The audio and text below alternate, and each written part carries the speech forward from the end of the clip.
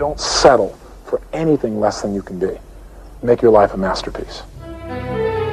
This is a series about how Sigmund Freud's ideas about the unconscious mind have been used by those in power to control the masses in an age of democracy. Last week's episode showed how Freud's ideas spread throughout America in the 1950s. They were promoted by his daughter Anna and by Freud's nephew Edward Bernays, who invented public relations. He brought Freud's theories into the heart of advertising and marketing. A man like you, I mean, with a car like this. What they both believed was that underneath all human beings was a hidden, irrational self, which needed to be controlled, both for the good of individuals and the stability of society. But the Freuds were about to be toppled from power by opponents who said they were wrong about human nature. The inner self did not need to be repressed and controlled. It should be encouraged to express itself.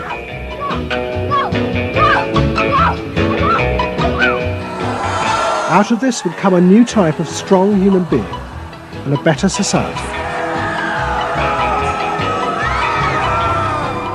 But what in fact emerged from this revolution was the very opposite. An isolated, vulnerable, and above all greedy self, far more open to manipulation by both business and politics than anything that had gone before. Those in power would now control the self, not by repressing it, but by feeding its infinite desires.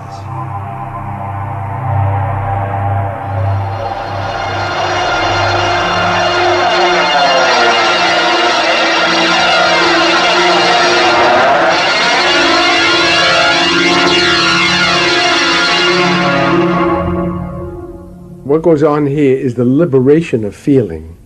In other words, feelings, not just memories, that have been suppressed. For example, screaming, crying, anger. You get a person who's really angry, and they're going to let it out. No! No! I could kill you. I'm an old man. Listen, I can't get all the strength into this that young people would get if they have those feelings. That wasn't bad. In the 1950s, a small group of renegade psychoanalysts began a new form of therapy.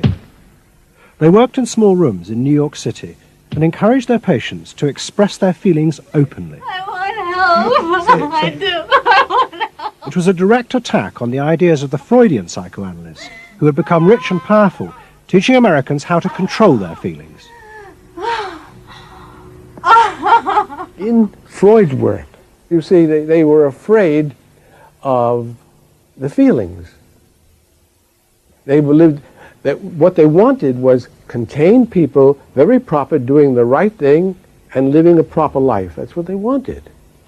But not an intense emotional life. Freud wasn't emotional himself. I mean, he's an intellect, Freud. I was an intellect too, I know, but I'm also more than that now. The leader of this group was a man hated by Freud and his family. He was called Wilhelm Reich. Reich lived an isolated life in a house he had built for himself in remote mountains near the Canadian border. Reich originally had been a devoted disciple of Freud's in Vienna in the 1920s. But he had challenged Freud over the fundamental basis of psychoanalysis.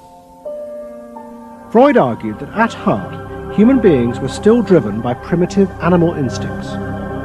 The job of society was to repress and control these dangerous forces. Reich believed the complete opposite. The unconscious forces inside the human mind, he said, were good. It was their repression by society that distorted them. That was what made people dangerous. Reich and Freud had two fundamentally differing views about what was essential human nature. At its core, Freud saw an uncontrolled, violent, warlike, raging inferno of emotions. Reich said these things are not the way human beings are originally destined to be. They're the result of not permitting the original impulse to express itself. The underlying natural impulse, Reich argued, was the libido, sexual energy. If this were released, then human beings would flourish.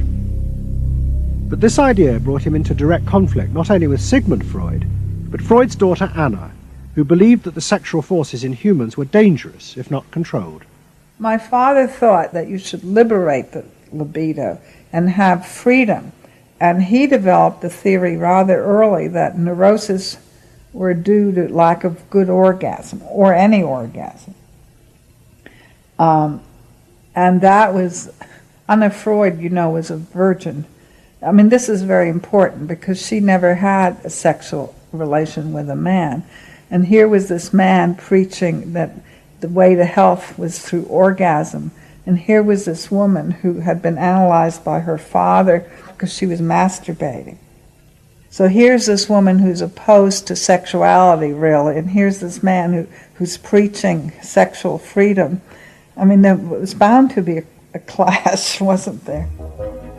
The conflict came to a head at a conference in 1934 in Switzerland. Anna Freud, who had by now become the acknowledged leader of the psychoanalytic movement, forced Wilhelm Reich out. She destroyed his career. She got rid of him, very definitely. And I guess part of what I'm doing is getting rid of her. Explain. Well, I think that Anna Freud shouldn't get away with what she did, that it should be known, maneuvering to get him kicked out of the International Psychoanalytic Association. So you're taking revenge? You might say so, right? Or wronging a right? No, righting a wrong. You better cut that one out. Isn't that called a Freudian slip? Yes, it is. Reich fled to the United States and built his home and a laboratory. His ideas became grandiose to the point of madness. He was convinced that he had discovered the source of libidinal energy. He called it orgone energy, and Reich built a giant gun, which he said could capture this energy from the atmosphere and concentrate it onto clouds to produce rain. He also said that the gun could be used to destroy UFOs, which threatened the future of the world. In 1956, Reich was arrested by the federal authorities for selling a device that he said used orgone energy to cure cancer. Reich was treated as a madman. He was imprisoned, and all his books and papers burnt on the order of the court. A year later, Reich died in prison.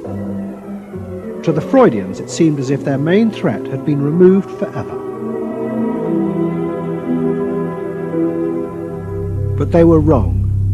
What the Freudians didn't realize was that their influence in American society was also about to be challenged, and in a way that would lead not only to their decline, but to the dramatic resurgence of Reich's ideas in America and throughout the capitalist world.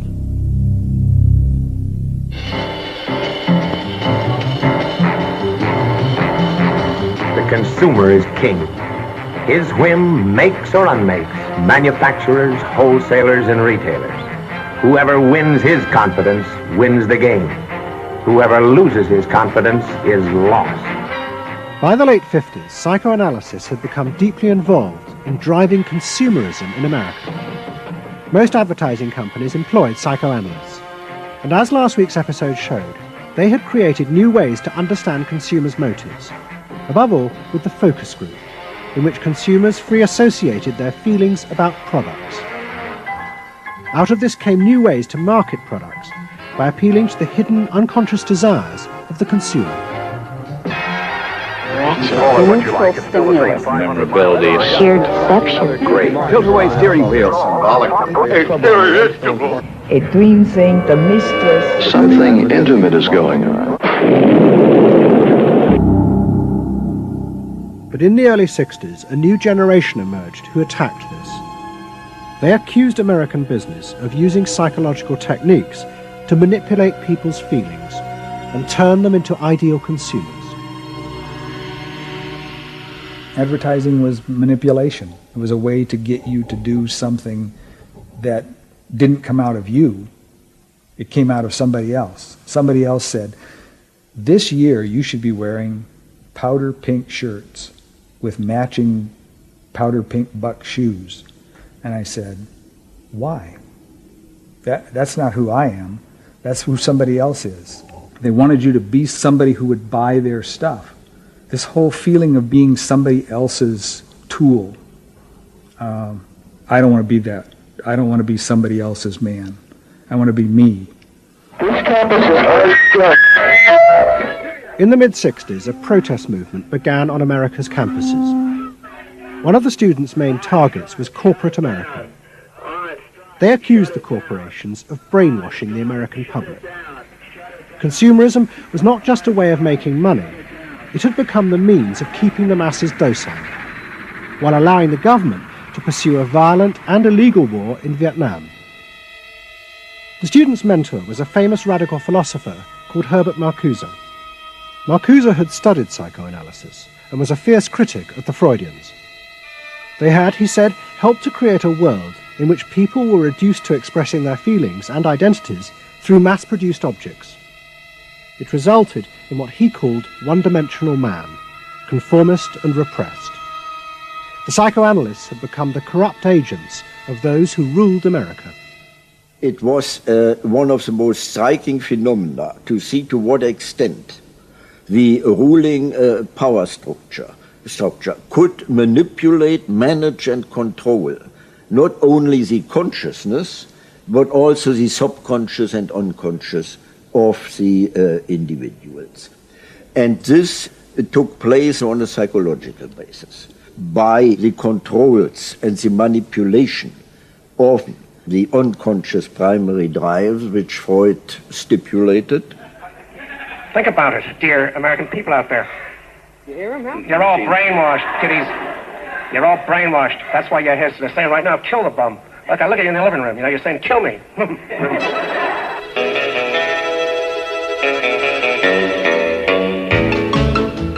Following the logic of Marcuse's argument, the new student left set out to attack this system of social control. It was summed up in the slogan, "There is a policeman inside all our heads. He must be destroyed." And that policeman was going to be destroyed by overthrowing the state and the corporations that had put him there. One group, the Weathermen, began a series of bomb attacks on companies that they said both controlled people's minds through consumer products and made the weapons being used in Vietnam. There's no way to be committed to nonviolence in the middle of the most violent society that history's ever created. I'm not committed to nonviolence in any way. We want to live a life that isn't based on materialistic values, and yet the whole system of government and the economy of America is based on profit, on personal greed and selfishness. So that in order to be human, in order to love each other and be equal with each other and not place each other in roles, we have to destroy the kind of government that keeps us from asserting our positive values of life. But the American state fought back violently.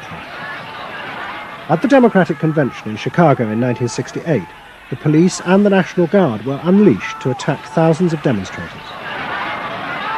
It was the start of a phase of ruthless repression of the New Left in America. It culminated in the killing of 4 students at Kent State University 18 months later. In the face of this, the left began to fall apart. We had met the force of the state.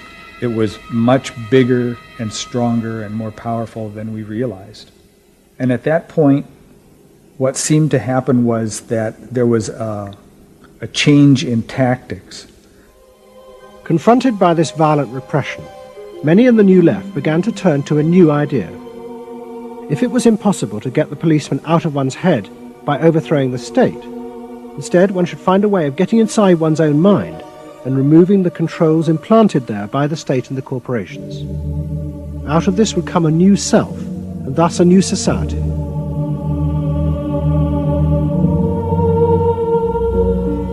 People who had been politically active were persuaded that if they could change themselves and be healthy individuals, and if a movement grew up just aimed at people changing themselves, then at some point all that positive change going on well, you could say quantity would become quality, and there would be a sort of a spontaneous transformation of society.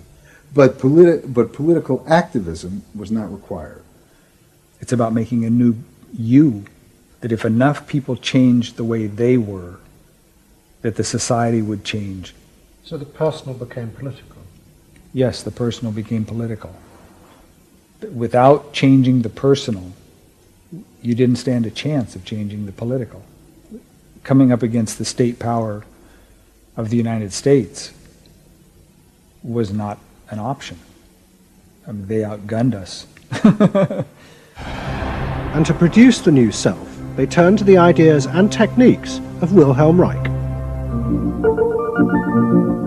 Since his death, a small group of psychotherapists have been developing techniques based on Reich's ideas.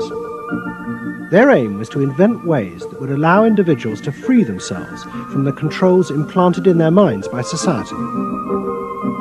Their center was a tiny old motel on the remote coast of California. It was called the Esalen Institute. The dominant figure at Esalen was a psychoanalyst called Fritz Perls. Perls had been trained by Reich and had developed a form of group encounter in which he pushed individuals to publicly express the feelings inside them that society had said were dangerous and should be repressed. It's a basic fear of that thing inside me, like a little demon in there. It doesn't come out very often. It's really hard to get it out. Now put the thing inside you on that chair, talk to it. Perls used to call this getting on the hot seat in front of a group.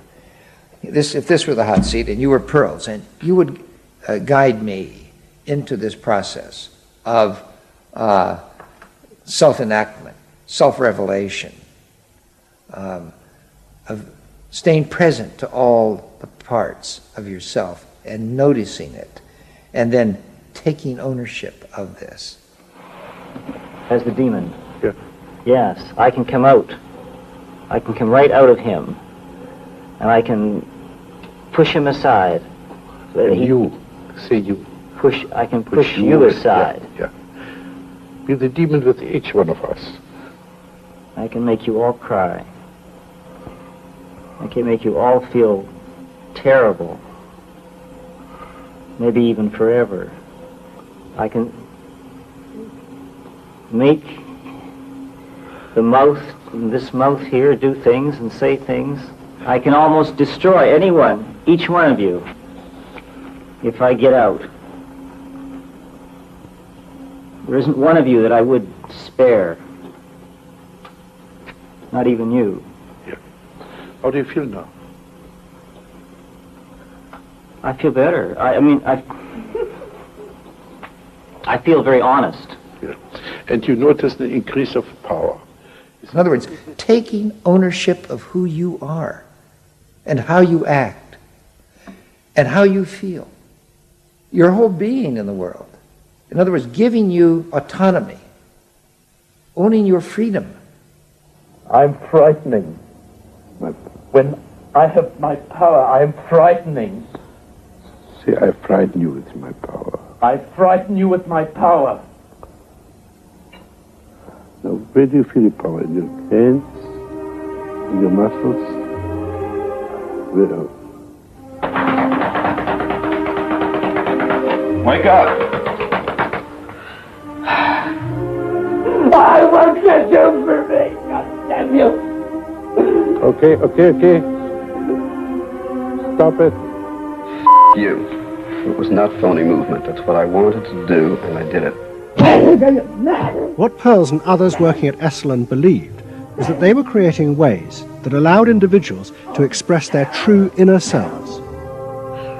I want them to applaud for me. Out of this, they believed, would come new autonomous beings free of social conditioning. To the left, defeated in the wake of Chicago, it was an enormously attractive idea. These techniques could be used to unleash a new, powerful self, strong enough to overthrow the old order.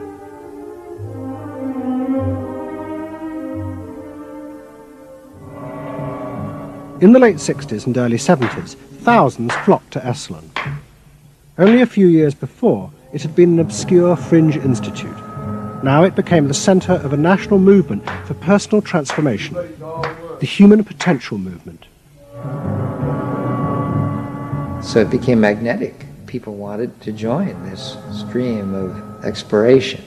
Within 7 or 8 years, there were about 200 of these centers in America, looking mainly to Esalen for the leadership. I feel so liberated. Really? It's fantastic. And it took on a big political agenda. You could not separate personal transformation from social transformation. The two go together. As the movement grew, the leaders of Esalen decided to try and use their techniques to solve social problems. They began with racism. They organized an encounter group for white and black radicals. Both groups would be encouraged to express their inner racist feelings which had been instilled in them by society. By doing this, they would transcend those feelings and encounter each other as individuals. I started a series of encounters called Racial Confrontation as Transcendental Experience. We thought that we wanted to get that kind of black-white confrontation so you could really get down to see what was between the two races, not by backing off and trying to be polite, but by going right into the belly of the beast, of this beast of racial prejudice. And these were extremely dramatic. These were the toughest workshops ever convened at Esalen Institute. I'm looking at you, Whitey. You got clothes on. You got shoes on. You're so sure looking at me, huh? You got the goddamn police in the neighborhood. Really? They're not my police. You got a governor. You got a mayor. Oh, really? You got the president. You got ambassadors. You can vote, too. You got jets in Vietnam. That's the benefits of slave labor. You got buildings, skyscrapers that you dominate and control economically and politically. And tell me that it's not yours. It's yours, too. Then the blacks all got together and attacked the whites. And they just let us have it. What they call it was peeping somebody. Peeping somebody means peeping into their secrets, into their phoniness, and so forth. Like the white liberal. Oh, they really got onto the white liberal, you know. So don't give me no shit about I'm free. You're a goddamn liar, you white pink son of a bitch, you. Yeah, I want to know what you came down here for. You want a black buck, huh? Yeah. You looking for a stud? Huh? Well, what did you come here for? You're sitting there with your legs all gap wide open showing your drawers. Now what did you come here for? The black-white encounter groups were a disaster. The black radicals saw it as an insidious attempt to destroy their power. By trying to turn them into liberated individuals, Esalen was removing the one thing that gave them power and confidence in their struggle against racism, their collective identity as blacks. For my reason. For your reason. Now dig this. Your reason for being here is different from my reason. So the human potential movement turned to another social group who they believed would benefit from personal transformation. Nuns. And this time they were more successful. The Convent of the Immaculate Heart in Los Angeles was one of the largest seminaries in America. A group of radical psychotherapists approached the convent. They wanted to try out their techniques for personal liberation on individuals whose identities were defined by a series of external rules which they had deeply internalized. The convent, anxious to appear modern, agreed to the experiment. And we did weekend encounter workshops for several hundred Immaculate Heart nuns. Nuns who were reserved, and they tended to be more reserved than other normal people, were told, don't be so reserved, let it all out. You're a good person. You can afford to be who you really are. You don't need to play the role of a nun. You don't need to keep downcast eyes. And prudence is an oversold virtue. You're trying to assert yourself, trying to find out who you are, who you're becoming. At the same time, you're trying to live a life of dedication, of service, and you're trying to make all these things fit into who you are, and you're just, you know, it's such a turmoil at times that you just blow a gasket and do silly, crazy things, you know. Running around the orchard and stealing oranges and taking Cokes out of the refrigerator and crazy things. I felt like I was being a hypocrite, and I wanted people to respect me for what I was, not for what I was wearing. And so I'm glad for the change. You feel frightened, but you'll go on. Oh yeah, I'm scared to death, but it's worth it. The experiment began to transform the convent. the nuns voted to discard their habits in favour of ordinary clothes. But the psychotherapists found they had awoken other forces. Solid. One of the things we unleashed was sexual energy. The kind of thing that the church had been very good at restraining was no longer to be restrained. One sister who was a member of the community, she got the idea that she could be freer than she had been before, and she seduced one of her classmates and then seduced the mistress of novices, who was an older woman, very reserved, and her program of freeing this older woman was sexual. She drove her to the store, and when they drove back and drove into the garage, she leaned over and gave her a big kiss on the lips, and thereafter, sister, who had perhaps never been kissed before, was ready for more. The effect of the experiment on the convent was cataclysmic. Within a year, 300 nuns, more than half the convent, petitioned the Vatican to be released from their vows, and 6 months later, the convent closed its doors. All that was left was a small group of nuns, but they had become radical lesbian nuns. The rest gave up the religious life. They gave up being nuns. They did, yeah, they became persons. By the late 60s, the idea of self-exploration was spreading rapidly in America. Encounter groups became the center of what was seen as a radical alternative culture based on the development of the self, free of a corrupt capitalist culture. We just want the freedom to be ourselves, and that's for love, for experience, positive way of life. We don't say that you're wrong. We just want to be free to be what we want to be, or what we find ourselves to be, as we continue to search ourselves. And it was beginning to have a serious effect on corporate America, because these new selves were not behaving as predictable consumers. The life insurance industry in particular was concerned that fewer and fewer college students were buying life insurance when they left university. They asked Daniel Yankelovich, America's leading market researcher, to investigate. He had studied psychoanalysis. The life insurance business, more than any other business at the time, was built on the Protestant ethic. You only bought life insurance if you were a person who sacrificed for the future. If you lived in the present, you had no need for life insurance. So they had some sense that maybe the sort of core values of the Protestant ethic were being challenged by some of these new values that were beginning to appear. And I was really astonished at what I found. The conventional interpretation, the dominant interpretation, was that it had to do with political radicalism. But, you know, it was clear to us that that was a mask, a cover. The core of it had to do with self-expressiveness. That this preoccupation with the self and the inner self, that was what was so important to people. The ability to be self-expressive. Wow, what a feeling! 300 miles to go! What out of sight! Yankelovich began to track the growth and behavior of these new expressive selves. What he told the corporations was that these new beings were consumers, but they no longer wanted anything that would place them within the narrow strata of American society. Instead, what they wanted were products that would express their individuality, their difference in a conformist world, the very things that US corporations did not make.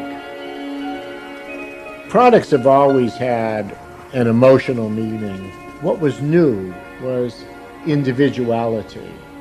The idea that this product expresses me, and whether it was a small European car, the particular music system, Relaxing. your presentation of self, your clothing. For immediate energy from our muscles and relaxing. These become ways in which people can spend their money in order to say to the world who they are. But the manufacturers, they had no idea of what was going on, really, in the with consumers and in the market at large. Major advertising companies set up what they called operating groups, to try and work out how to appeal to these new individuals. The head of one agency sent a memo to all staff. We must conform, he told them, to the new nonconformists. We must listen to the music of Bobby Dylan and go to the theatre more. But the problem was, few of the self-expressive individuals would take part in focus groups. The advertisers were left to their own devices. There's a new cereal that tastes so right. Makes you dance, it's a way out of sight. It's tasty little squares of malted wheat. It's crispy and it's crunchy and it tastes so neat. Faster though. That's what I'm saying. Use a folk rock with more rock than folk. And there was an even more serious problem. To make products for people who wanted to express themselves would mean creating variety. But the systems of mass production that had been developed in America were only profitable if they made large numbers of the same objects. This had fitted perfectly with the limited range of desires of a conformist society. The expressive self threatened this whole system of manufacture. And the threat was about to grow rapidly. Go! Because an entrepreneur had invented a way of mass-producing this new independent self.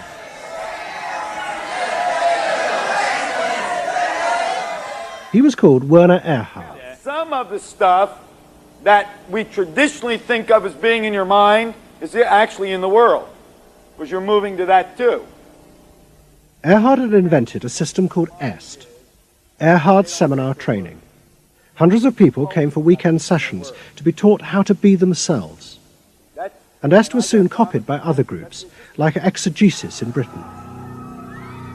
Many of Erhard's techniques came from the human potential movement, but he criticized the movement for not having gone far enough. Their idea that there was a central core inside all human beings was, he said, just another limitation on human freedom. In reality, there was no fixed self, which meant that you could be anything that you wanted to be. The thesis of the human potential movement was that there was something really good down in there. And if you took these layers off, what you were going to wind up with was a kernel, a something that was innately self-expressive, that was the true self, that was going to be a wonderful thing.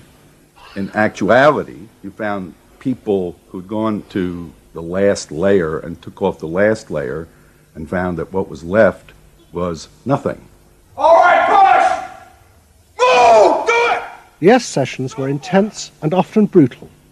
The participants signed contracts agreeing not to leave and to allow the trainers to do anything they thought necessary to break down their socially constructed identities. You're gonna get sandwiched in there. Push! Go for a win! If I push harder than you do, I'm gonna squash you. So you better push fast. Now, hard, do it! That's it, do it, again! Push, good, good, good! Again! Yes! The real point to the EST training was to go down through layer after layer after layer after layer until you got to the last layer and peeled it off, where the recognition was that it's really all meaningless and empty.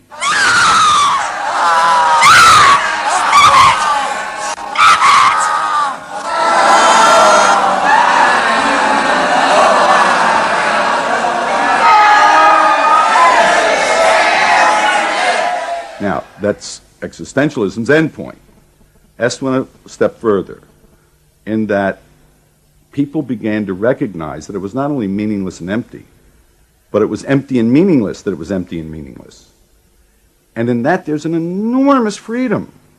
All the constrictions, all of the rules you placed on yourself are gone. And what you're left with is nothing. And nothing is an extraordinarily powerful place to stand, because it is only from nothing that you can create. And from this nothing, people were able to invent a life, and allowing them to create themselves. Invent themselves. You can be what you want to be. I want you to start to make that sound, and on that sound, create and people the world the way you want to create it. What Earhart did was to say that only the individual matters, that there is no societal concern, that you living a fulfilled life is all you need be concerned about. Est people came out of those trainings feeling that it wasn't selfish to think about yourself, it was your highest duty. So kiss me and smile for me, tell me that you'll wait for me, hold me like you'll never let me go. The training is 2 weekends, and it was quite an incredible experience in my life. I'll forever be grateful for the experience. I got a great deal out of it. We really want to know who we are. There are things going on. We learn more and more about ourselves all the time, and to really find out what it is that makes us tick and how we are discovering ourselves. I'm leaving. Est became hugely successful. Singers, film stars, and hundreds of thousands of ordinary Americans underwent the training in the 1970s. But in the process, the political idea that had begun the movement for personal transformation began to disappear. The original vision had been that through discovering and expressing the self, a new culture would be born, one that would challenge the power of the state. We will not let them separate our culture from our politics. We are a people. We are all together. But what was now emerging was the idea that people could be happy simply within themselves, and that changing society was irrelevant. One of the proponents of this was Jerry Rubin. In 1968, Rubin, as leader of the Yippies, had led the march on Chicago, but now he had undergone Est training. I was willing to die, and I had a martyr complex in a sense. I think we all did. And I've given up that ideal of sacrifice. And I'm not as overwhelmingly moved by injustice as I was. And now we reincarnated ourselves from within. Basically, the politics were lost and totally replaced by this lifestyle. And then the desire to become deeper and deeper into the self. By now, a grandiose sense of the self. And my a good friend and one of the original Yippie founders, Jerry Rubin, definitely moved in that direction. And I think he was beginning to buy into the notion that he could be happy and fully self-developed on his own. Socialism in one person. Yes. Was he alone in that trajectory? Although that, of course, is capitalism. That's the whole joke. I think it's funny. I think it's funny because people spend so much of their life being bedeviled by their past and being locked into their past and being limited by their past. And there's an enormous freedom from that. Letting people create themselves. Est was only the most vivid and intense expression of an idea that was spreading rapidly through all strata of American society. Books and television programs promoted the idea that one's first duty was to be oneself. And those monitoring this shift were astonished at the speed with which the idea was spreading. In 1970, it was a small percentage of the total population, maybe 3 to 5%. By 1980, it had spread to the vast majority of the public, up to 80%. You asked the question, how do you get self-actualized? You take this day and you say, when I shave every morning, I look in that mirror, I say to myself, I really say this, I say, nobody is going to ruin this day for you, Wayne Dyer, nobody. That this preoccupation with the self and the inner self traveled and spread throughout the society in the 1970s. It helped me to stop living in the past and start building from today and using my experiences in a positive way to be a better person today and tomorrow. But then the problem comes, well, how do you be self-expressive? And it was at this point that American capitalism decided it was going to step in and help these new individuals to express themselves, and in the process make a lot of money. The first thing they were going to do was to find a way of getting inside their heads, to discover what these new beings wanted in order to be themselves. This came not from Madison Avenue, but from one of the most powerful scientific research institutes in America. Stanford Research Institute in California worked for corporations and government. It had done much of the early work on computers, and was also working for the Department of Defense on what would become the Star Wars project. In 1978, a group of economists and psychologists at SRI decided to find a way to read, measure, and fulfill the desires of these new, unpredictable consumers. The idea was to create a rigorous tool for measuring a whole range of desires, wishes, values that prior to that time had been kind of overlooked. They say in business, what gets measured gets done. We were basically telling manufacturers, if you're really going to satisfy not just the basic needs, but individuated wants, whims, and desires of more highly developed human beings, you're going to have to segment. You're going to have to individuate. To do this, SRI turned for help to those who had begun the liberation of the self. In particular, one of the leaders of the human potential movement, a psychologist called Abraham Maslow. Through observing the work at places like Esalen, Maslow had invented a new system of psychological types. He called it the hierarchy of needs, and it described the different emotional stages that people went through as they liberated their feelings. At the top was self-actualization. This was the point at which individuals became completely self-directed and free of society. The team at SRI thought that Maslow's hierarchy might form the basis for a new way to categorize society, not by social class, but by different psychological desires and drives.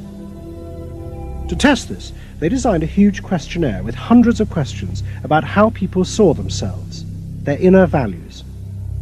The questions were designed to see whether people fitted into Maslow's categories.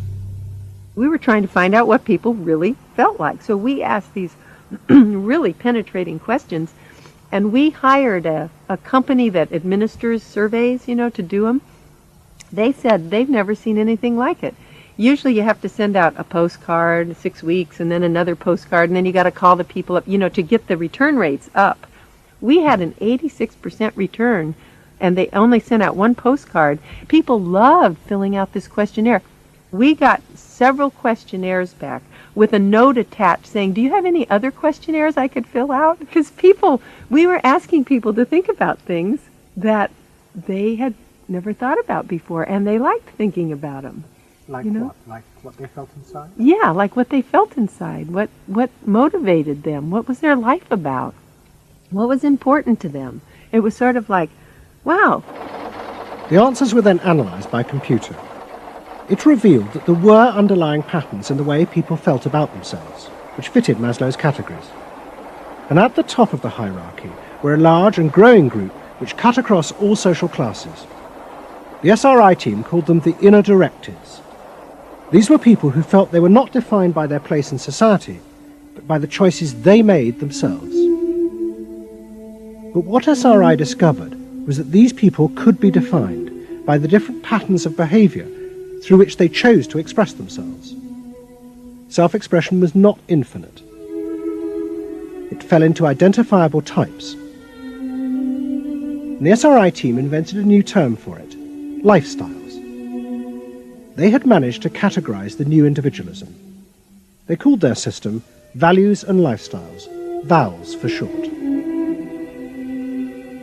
At the forefront of this change are three new VALS groups we call inner directed. These are people for whom personal satisfaction is more important than status or money. They tend to be self-expressive, complex, and individualistic.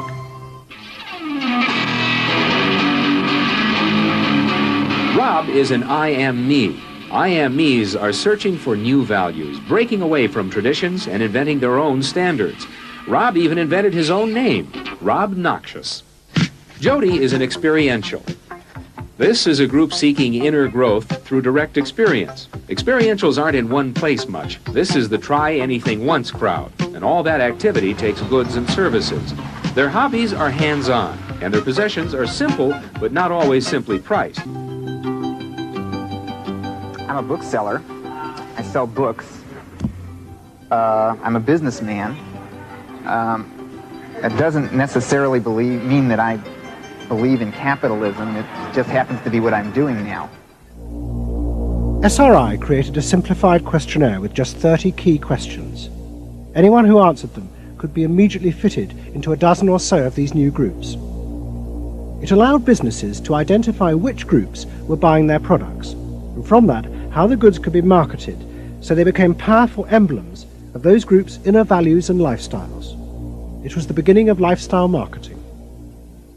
So it allowed people not just to look at people as demographics, group of age and income and whatever, but to really understand the underlying motivations. I mean, most of marketing was looking at people's actions and trying to figure out what to do.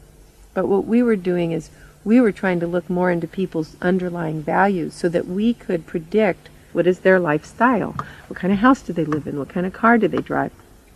So the corporations were then able to sell things to them by understanding them, by having labels, by knowing what these people look like, where they live, what their lifestyles are. If a new product expressed a particular group's values, it would be bought by them. This is what made the values and lifestyle system so powerful. Its ability to predict what new products self-actualizers would choose. And this power was about to be demonstrated dramatically. Valves would show it could predict not just the products they would buy, but the politicians they were going to choose to elect. Ladies and gentlemen, the next president of the United States of America, Ronald Reagan! In 1980, Ronald Reagan ran for president. He and his advisors were convinced they could win on a program of a new individualism. It would be an attack on 50 years of government interference in people's lives. I wrote a speech about let the people make the basic decisions, get judges out of the way, get bureaucrats out of the way, get centralized government out of the way. I gave Reagan a choice of several titles for the speech, and the one he picked was let the people rule. Let the people regain rule, regain control over their own destiny away from a remote elite in Washington. I would like to think that the kind of leadership that I would exercise in Washington is not the kind of leadership that I would pretend that I can solve all the problems I've been discussing here, but that together, you and I can. I would like to take the lead in taking government off the backs of the American people and turning you loose to do what I know you can do. It was radical. Moderate Republicans thought it was suicide. Jimmy Carter called it ridiculous. The press was extremely negative. But the odd thing is that it polled very well in New Hampshire, which was the first primary state, the state that we had to win. What was odd was that there seemed to be a strange mosaic of support for Reagan's policies.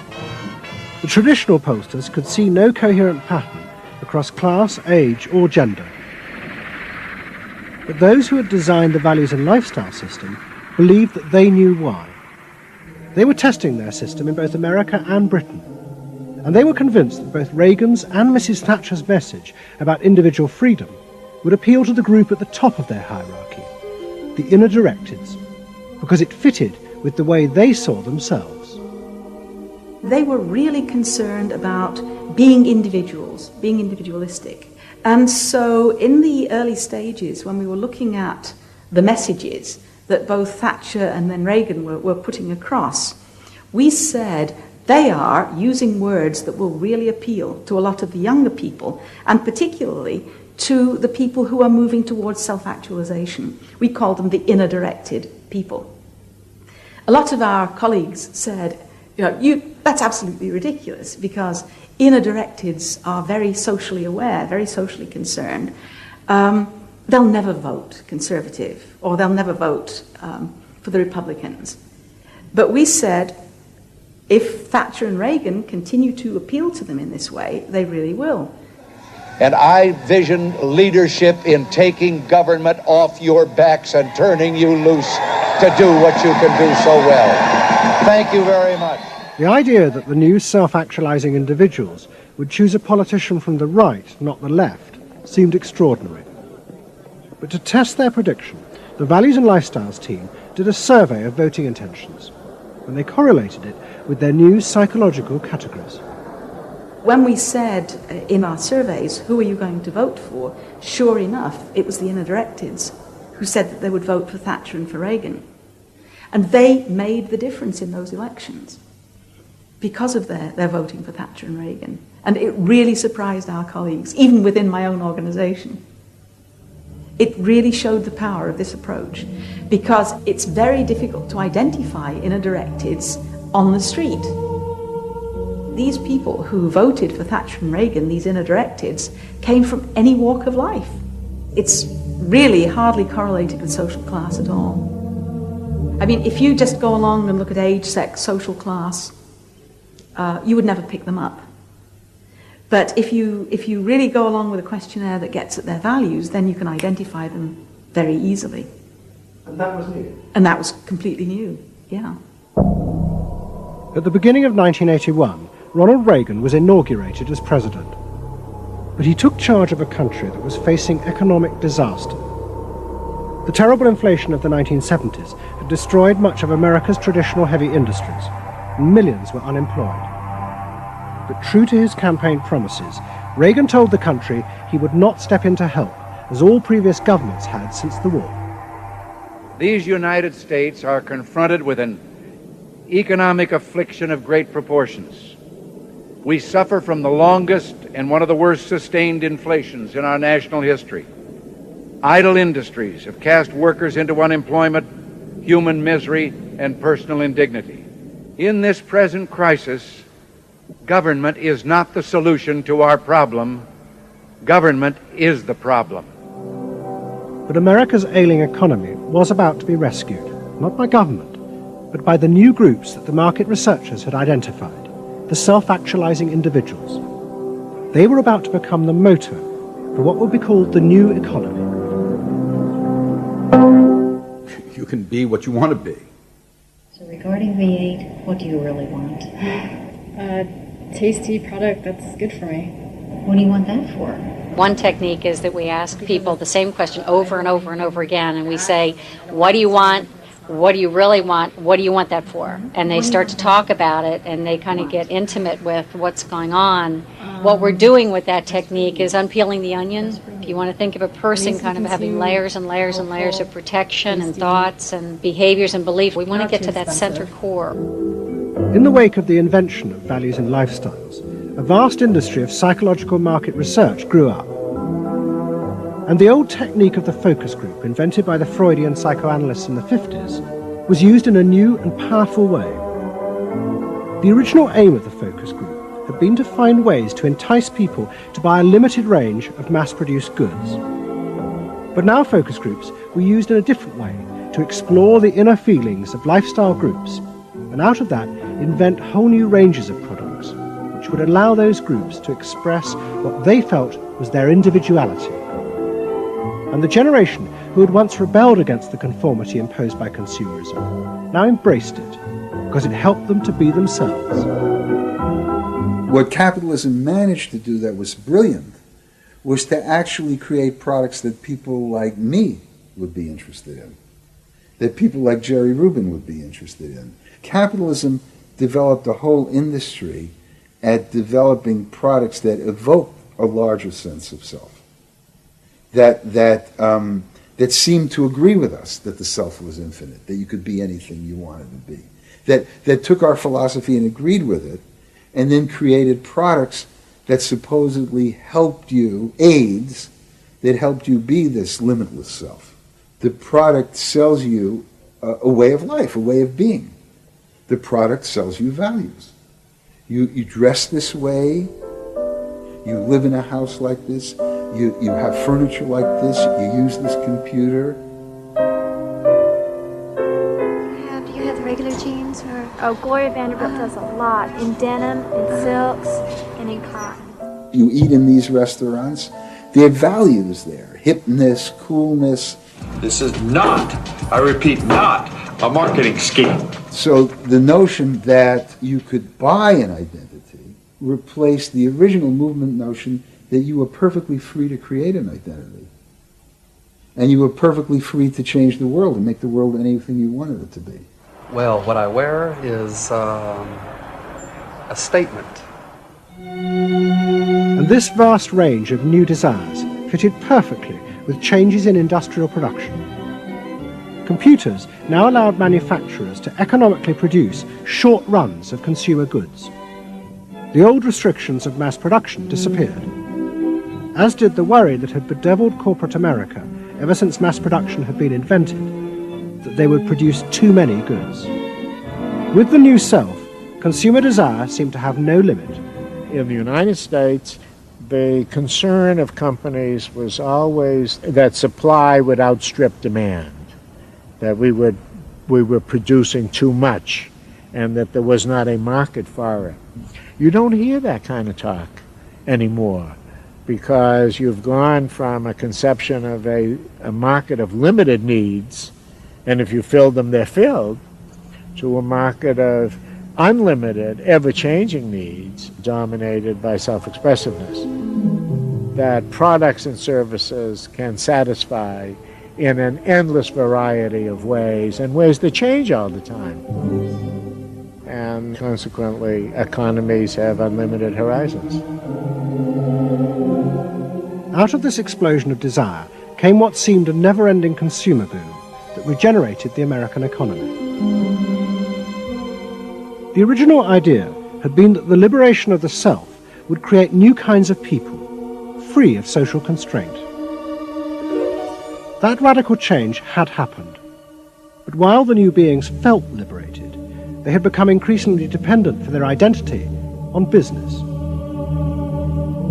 The corporations had realized that it was in their interests to encourage people to feel that they were unique individuals and then offer them ways to express that individuality. A world in which people felt they were rebelling against conformity was not a threat to business, but its greatest opportunity.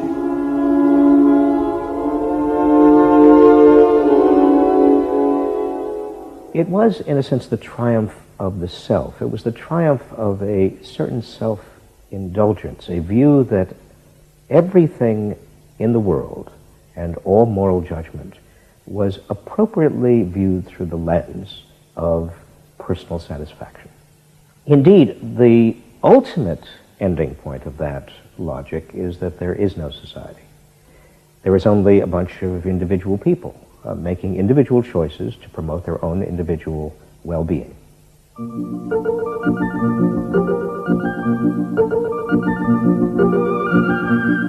Next week's episode tells the story of how politicians on the left, in both Britain and America, turned to the techniques developed by business in order to regain power.